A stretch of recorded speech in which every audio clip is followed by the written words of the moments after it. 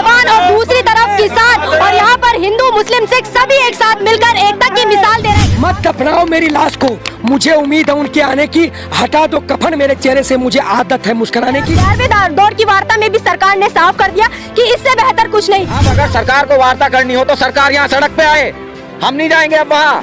बहुत आंख मिचोली खेल लिया। रेलवे को बेच दिया गया, ट्रेन को बेच दिया गया, और मुझे तो डर है कि बेगम नहीं है उनकी मोदी जी, वरना उसे ही बेच दिए होते अब तक। जंगे आजादी के लिए कभी दावते फरमान नहीं भेजे जाते। वतन की मिट्टी की खुशबू से आशिक वतन खुद ब खुद खींचे चले आते हैं। नरेंद्र मोदी जो मेक इन इंडिया का था ना, वो बन गया सेल इन इंडिया आज की टाइम में। सरकार जिस तरह से तानाशाही कर रही है, अब सरकार के साथ भी ऐसे ही तानाशाही किया जाएगा और इसको गोला लाठी दे करके मनवाया जाएगा। किसान एकता, किसान एकता, किसान एकता।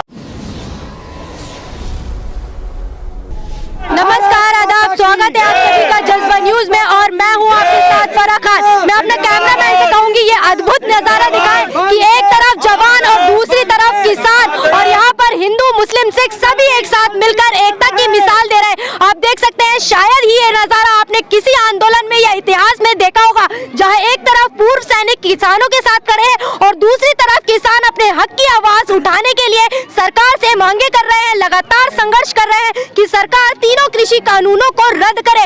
मैं आपको बता दूं कि सरकार के साथ किसानों की 11वीं दौर की वार्ता अब खत्म हो चुकी है, और अभी अभी बड़ी खबर निकलकर सामने आ रही है कि इस वार्ता में सरकार ने किसानों के आगे जो प्रस्ताव रखा था, उन किसानों ने उस प्रस्ताव को ठुकरा दिया है और साफ साफ ये कह दिया है कि 1.5 साल के लिए जो रोक सरकार लगा रही थी इन कानूनों पर, वो हमें मंजूर नहीं है, और हम यही चाहते हैं कि जब तक परमानेंट कानून रद्द नहीं होते तब तक हम यहाँ से नहीं हिलने वाले और लगातार अपने हक की आवाज के लिए यूं ही संघर्ष करते रहेंगे। तो सवाल ये उठता है कि जिस तरह से बैठक में सरकार ने ये कहा है कि जितना बेहतर हम कर सकते थे, जितना झुक सकते थे हम झुक गए, इससे बेहतर और इससे ज्यादा हम नहीं कर सकते। इसी को लेकर मैं किसानों से भी राय पूछना चाहूंगी कि उनकी क्या राय है, और जवानों से भी पूछना चाहूंगी। सबसे पहले मैं चलती हूँ जवानों के पास, तो क्या कहेंगे जिस तरह से 11वें दौर की वार्ता में सरकार ने कहा कि इससे बेहतर हम नहीं कर सकते। जय हिंद, मैं मणिदेव चतुर्वेदी, रिटायर्ड बीएसएफ बनारस से। हल निकलेगा, आज नहीं तो कल निकलेगा। जब तक बिल की वापसी नहीं तब तक घर वापसी नहीं, और ये पाप अंत तक हार नहीं मानता। दुर्योधन नहीं माना, कंस ने नहीं माना, रावण ने नहीं मानी। इनको क्या हुआ? इनको नष्ट होना पड़ा। ये नहीं मानेंगे, और जब तक ये भारतीय जनमानस जब तक संसद पर नहीं जाएगी तब तक ये मानेंगे नहीं। जैसे कि जब तक बिल वापसी नहीं तब तक घर वापसी नहीं, लेकिन सरकार का रवैया साफ है, और 11वें दौर की वार्ता में भी सरकार ने साफ कर दिया कि इससे बेहतर कुछ नहीं। तो क्या होगा अगला कदम? जी देखिए, पहले मैं कहना चाहूँगा कि अगर यही डिसीजन आपको देना था तो ये वार्ता तो उस दिन भी हुई थी, फिर किस लिए बुलाया किसानों को? नहीं, पूछना चाहूँगा मैं, जनता को भी ये सोचना चाहिए कि किसानों को बुलाया किस लिए फिर आपने वहाँ? अगर आपको यही चीज़ बोलनी थी तो क्यों बुलाते हो बार बार वहाँ? तो ये नौटंकी छोड़िए, आप मीटिंग का दौर ये छोड़िए, आप इसको, हम बैठे हैं, हमें बैठे रहने दीजिए। और अब मैं ये कहना चाहूँगा किसान संगठनों से भी कि अब अगर सरकार को वार्ता करनी हो तो सरकार यहाँ सड़क पे आए, हम नहीं जाएंगे अब वहाँ। बहुत आंख मिचोली खेल ली। अब जंगे आज़ादी है ये, और मैं जनता से अनुरोध करना चाहूँगा कि जंगे आज़ादी के लिए कभी दावते फरमान नहीं भेजे जाते। जंगे आज़ादी के लिए कभी दावते फरमान नहीं भेजे जाते। वतन की मिट्टी की खुशबू से आशिक वतन खुद ब खुद खींचे चले आते हैं। तो घर से बाहर निकलिए, और अब समय आ गया है इनको मुंह तोड़ जवाब देने का, क्योंकि तानाशाही किसी की भी हो वो अच्छी नहीं है बिल्कुल भी, वो लोकतंत्र के लिए खतरा होती है। तो सरकार इतनी तानाशाह हो गई, इतनी शहादतें हो गई, इनके मुंह में दही जम गई, इनसे किसी से 2 शब्द नहीं बोले गए श्रद्धांजलि के लिए। तो यही लोकतंत्र है, इसीलिए बनाया था इनको। पूर्ण बहुमत की सरकार इनको इसीलिए दी थी कि ये चोर रास्ते से अंधेरे में बिल ला के हमारे ऊपर थोप दें, और उसके बाद हम ही इनसे वार्ता करने जाएं वहाँ पे, और फिर हम इनका इंतजार करें, और ये आके बोला बिल तो वापस नहीं होंगे। क्यों नहीं होंगे? क्यों नहीं होंगे बिल वापस? जिस रास्ते से लाए थे उसी रास्ते से वापस होंगे, और 100% होंगे। इससे नीचे कहीं बात नहीं बनेगी। तानाशाही की बात इन्होंने की। जिस तरह से मैं देख रही हूँ कि किसान नेताओं का और किसानों का ऐलान है कि 26 जनवरी को हम झंडा लहराएंगे, और किसानों के साथ जवानों के साथ किसान ट्रैक्टर ट्रॉलियों के साथ परेड करेंगे। लेकिन पुलिस प्रशासन पर पूरी बात रख दी गई है कि पुलिस प्रशासन का कहना है कि कोई दुर्घटना हो सकती है, कोई व्यवस्था बिगड़ सकती है, इसलिए हम रैली नहीं करने देंगे। तो क्या कहेंगे? निश्चित रूप से ये लोकतंत्र का हनन है। कहीं न कहीं मैं पूछना चाहता हूँ, क्या दिल्ली पुलिस या जो माननीय न्यायाधीश कोर्ट है, सुप्रीम कोर्ट है, सरकार जनता साथ खिलवाड़ करना चाहती है?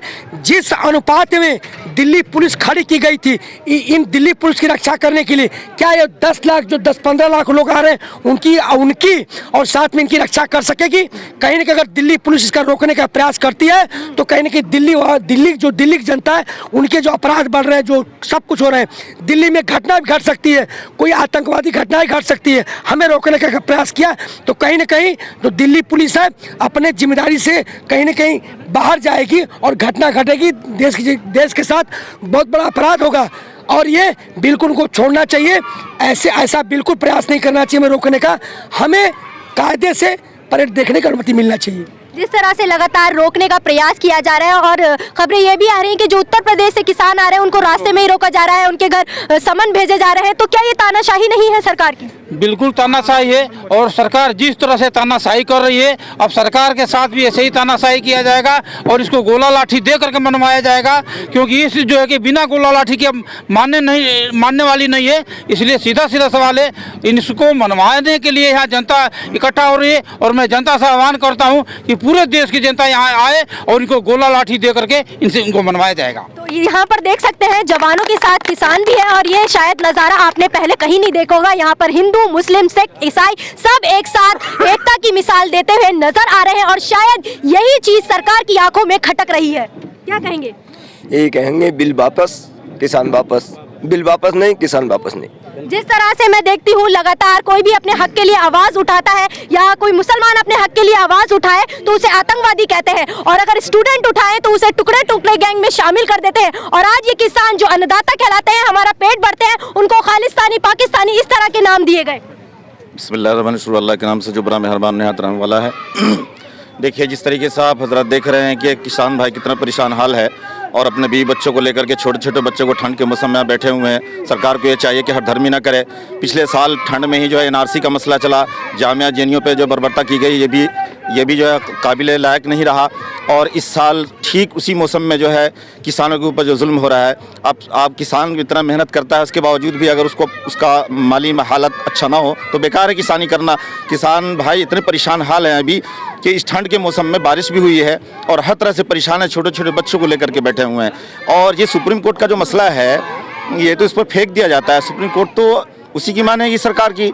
सुप्रीम कोर्ट को पहली बार देख रहा हूँ इस तरीके का फैसला दिया कि जो है कमेटी समझेगी।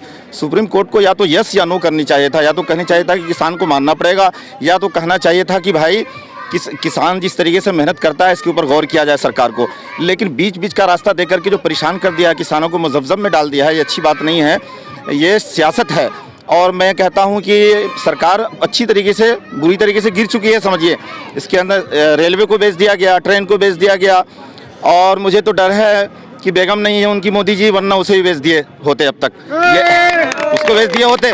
और उनको क्या दर्द हो बीवी और बच्चों का, जिसके पास बच्चे नहीं हैं, बीवी नहीं है, जिनके पास बच्चे हैं, जो माली हालात में घिरे हैं, उनको मालूम है किस तरीके से बच्चों को परवरिश करना है, तालीम देना है।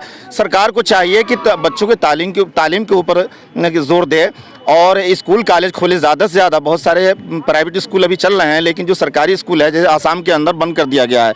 इसी तरीके से इनकी साजिश है कि ये नाकाम हो रही है। बहुत सारे टीचर्स ऐसे हैं सरकारी जिसको तनख्वाह नहीं मिल रही है। ये नाकाम होने की वजह से एक ही मुद्दा सिर्फ रह गया है, एक ही दौलत धन है जो हिंदुस्तान का जो किसान है। सऊदी अरब के लिए तो सोना है और हमारे हिंदुस्तान के अंदर जो सोना है वो फसल है, तो इसको अब लेना चाहती है और अंबानी और अडानी को मालदार करना चाहती है और उससे कर्जा ले रखा है। और इसको जो है देने के लिए, चुकाने के लिए समझिए कि इसके पास कोई दूसरी सूरत नहीं है सिर्फ सिवाय किसान के माल को हड़पने के। तो मैं कहता हूं कि हर चीज़ को तो बेच दिया उन्होंने। फिर दोबारा मैं कहूंगा कि अगर बेगम होती, वो ना मर्द है ना औरत है हमारे मोदी जी, अगर वो होती तो उनको भी बेच दिए होते। इसलिए ये अच्छा नहीं है कि हरदर्मी करना।